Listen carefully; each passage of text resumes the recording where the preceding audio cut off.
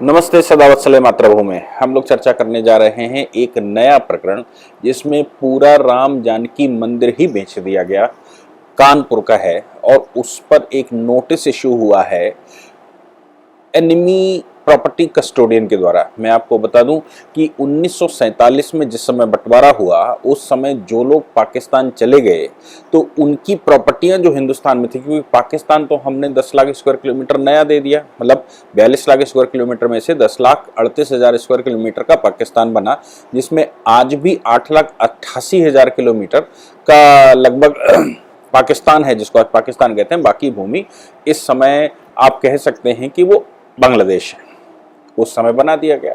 तो जो लोग यहाँ से गए, हमने नई जमीन तो वो जमीन तो खाली करवा कर उनको दे दी, पुलिस से, फोर्स से, इससे उससे।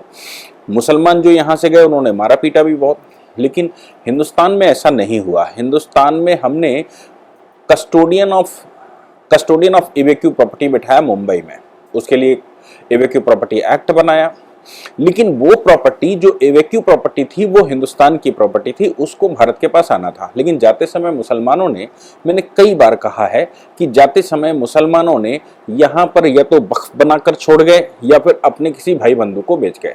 ऐसा ही एक प्रकरण मंदिर का निकल कर आया है, जो 1982 में पाकिस्तान के एक व्यक्ति अल रहमान, उनका नाम ऐसा कहा गया कि वो पाकिस्तान चले गए थे, और उन्होंने उनकी जो मंदिर था, मंदिर के वो कस्टोडियन थे और मंदिर उनके कब्जे में था। मुख्तार बाबा नाम का एक आदमी जो उनके यहाँ पंचर की दुकान खोले हुए था, साइकिल रिपेयरिंग की दुकान खोले हुए था, उसको आकर 1982 में, पाकिस्तान से आकर 1982 में उसकी लिखा पढ़ी कर गई। जबकि 1968 में वो प्रॉपर्टी सारी एनिमी प्रॉपर्टी घोषित कर दी गई थी, यानी कि इवेक्यू प्रॉपर्टी, जो लोग यहाँ से चले गए उनकी प्रॉपर्टी भारत में नहीं हो सकती, वो भारत सरकार की हो गई। और जो लोग भी वहां से सिंधी पंजाबी आए उनको या तो अलॉटमेंट कर दिया जाना था या फिर सरकार के पास जाना था। लेकिन जैसा मैंने कहा, एक बड़े षड्यंत्र का हिस्सा उस समय बना कि मुसलमानों ने नई जमीन भी ले ली और हिंदुस्तान में भी जमीन नहीं छोड़ी। मैं लगातार ये प्रश्न पिछले कई वर्षों से उठाता चला आ रहा हूं कि ये संपत्ति भारत सरकार की संपत्ति है, ऑफिशियली भारत सरकार की संपत्ति है। हुआ क्या इस मामले में? आजम खान वाला प्रकरण हमने सबने देखा ही होगा कि वो भी एनिमी प्रॉपर्टी पर लगभग 1.5 लाख गज की जमीन उन्होंने उसको कवर करके रखा था। अब इस मामले में क्या हुआ? और ये भी एक प्रश्न है कि आखिर राम जानकी मंदिर एक मुसलमान के घर में कैसे आ गया, और मुसलमान के घर में अगर राम जानकी मंदिर आ गया तो मुसलमान उसको बेच कैसे गया? तो सवाल तो बनता है कि अगर 47 में वो कैसे आ गया। हुआ क्या, मैं आपको बताता हूं कि 1946 में मुस्लिम लीग ने बड़े दंगे कर दिए। तो कानपुर, जहां का ये प्रकरण है, जिस ओर मुसलमान रहते थे और दूसरी तरफ हिंदू रहते थे, जो ये एरिया है, जिस एरिया की चमनगंज बेकनगंज की बात की जा रही है, ये प्योर हिंदू एरिया था और यहाँ बहुत भव्य मंदिर थे। ऐसा भी लोग कहते हैं कि 200 से 250 मंदिरों की सूची है जो इस एरिया में है। लेकिन इस एरिया में अब हिंदू नाम का अगर बॉर्डर एरिया में हो तो हो, नहीं तो मुसलमान है। तो हुआ क्या कि 46 के दंगों में सारे हिंदू इधर और मुसलमान उधर चले गए, यानी कि जो हिंदू एरिया था वहां पर मुसलमान आ गए और जहां पर मुसलमान एरिया था वहां हिंदू आ गए। इतना बड़ा दंगा था वो, और ये कहा गया कि भाई संरक्षण ऐसे मिलेगा।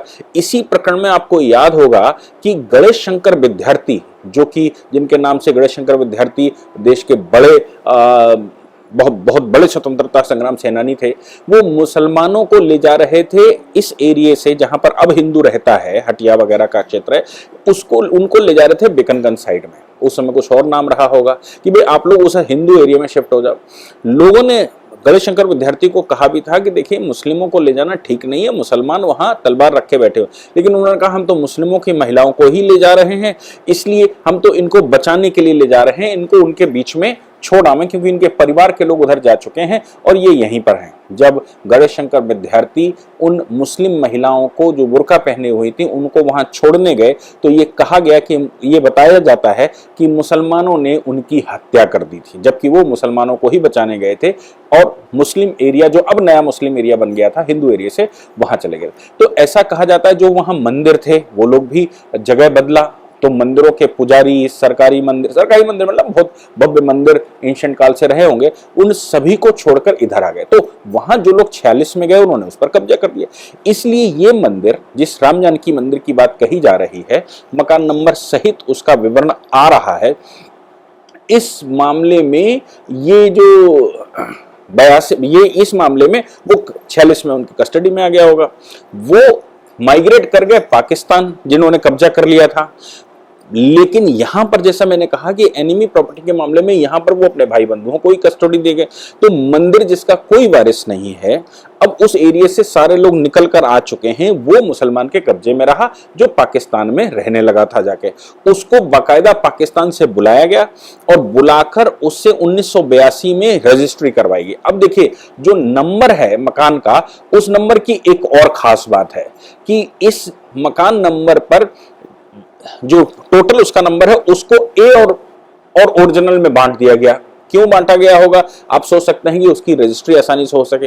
तो क्या है कि पोजीशन के आधार पर, जब किसी का पोजीशन होता है और प्रॉपर्टी बेचना चाहता है, तो फिर वहां केवल चाबियां दी जाती हैं और ये चिन्हित किया जाता है कि इनका पोजीशन था।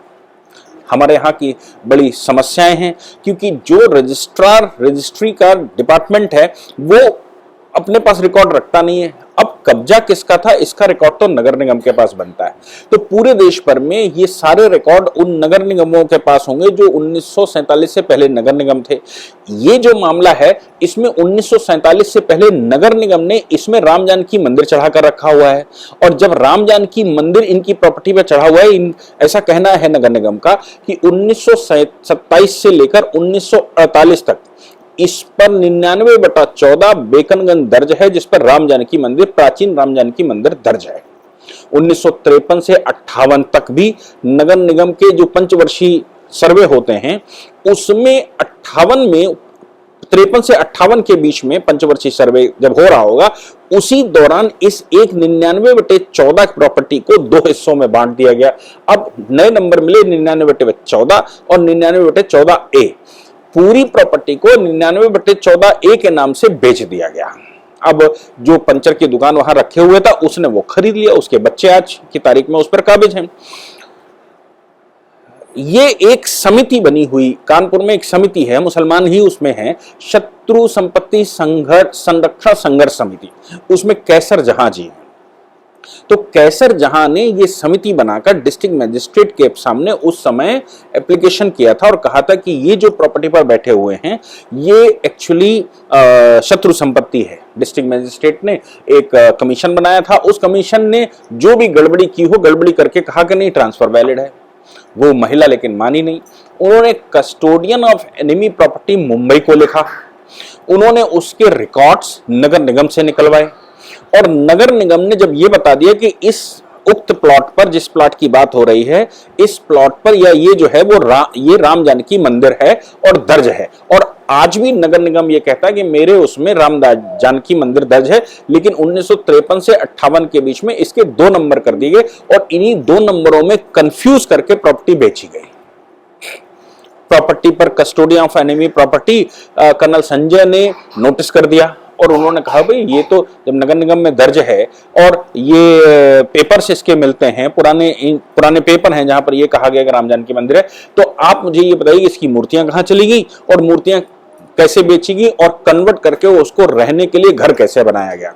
हालांकि वो जो लोग भी जिन्होंने इसको खरीदा था, उनका दावा है कि मेरे पास बाकायदा वैलिड पेपर है, लेकिन अभी 2 हफ्ते का समय कस्टोडियन ऑफ एनिमी प्रॉपर्टी ने उनको दिया है और कहा है कि आप इसको खाली कर दीजिए, ये एनिमी प्रॉपर्टी है, नहीं तो वो उत्तर प्रदेश सरकार को बोल देंगे और उत्तर प्रदेश सरकार बुलडोजर लाकर उसको गिराएगी और खाली करवा लेगी और वहां पर मंदिर बनाया जाएगा। मैं आपको बता दूं, जैसे मैंने कहा कि कानपुर में कुछ लोगों के पास ऐसे 300 मंदिरों का डेटा है जो अंदर मंदिर आज भी विराजमान है, बाहर से चबूतरा बंद कर दिया और मुस्लिम पक्ष ने जो वहां 1946 में गए थे, उन्होंने वहां पर अपनी दुकानें खोल रखी छोटी छोटी, लेकिन अभी भी मंदिर का गुम्बद दिखाई देता है। ये अभी की बात है, पिछले 5 वर्ष की, जब मंदिर ऐसे 300 मंदिर उस क्षेत्र में दिखाई देते हैं जहां एक भी हिंदू नहीं रहता है।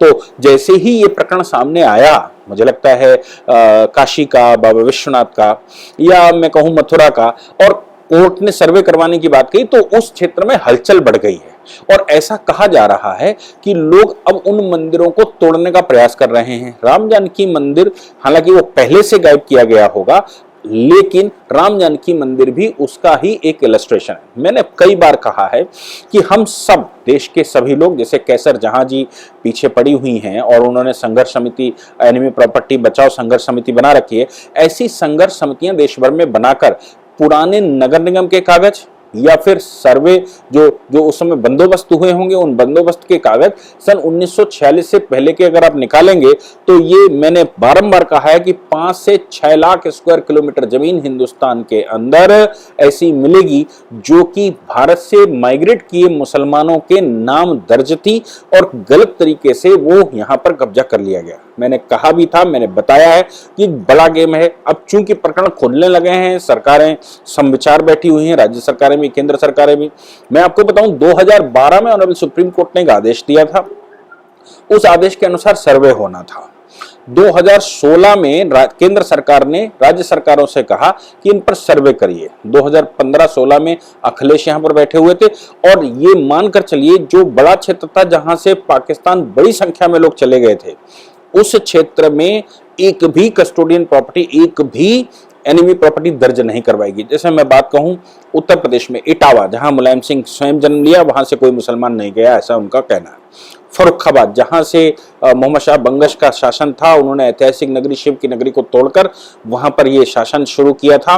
और शमशुद्दीन इल्तुतमिश ने शमशाबाद बसाया था और शमशाबाद का नवाब आज भी पाकिस्तान में रहता है, पाकिस्तान से विदेश चला गया और वो भारत में आता है और भारत में आकर वो प्रॉपर्टी बेचकर चला जाता है, 1-2 करोड़ 5 करोड़ पैदा कर लेता है, चला जाता है। यानी कि बड़ी संख्या में लोग, लेकिन इन जगहों पर कानपुर में थोड़ी प्रॉपर्टी जरूर लिखी है, लेकिन मुलायम सिंह के जो गढ़ हैं, जैसे मैं कहूं कन्नौज, फर्रुखाबाद, औरैया, इटावा, एटा, मैनपुरी, फिरोजाबाद, जहां भारी संख्या में मुसलमान आज भी रहता है, यहां पर सर्वे में कोई प्रॉपर्टी दर्शाई ही नहीं गई कि इस सर्वे में कोई एनिमी प्रॉपर्टी है। ऐसा कैसे हो सकता है? सलमान खुर्शीद का परिवार तो मैं व्यक्तिगत जानता हूं कि उनके नाना के 7 भाई थे, 5 भाई पाकिस्तान चले गए, तो वो प्रॉपर्टी तो हिंदुस्तान की प्रॉपर्टी, वो तो कस्टोडियन, वो तो एनिमी प्रॉपर्टी, लेकिन उनके पास कैसे है?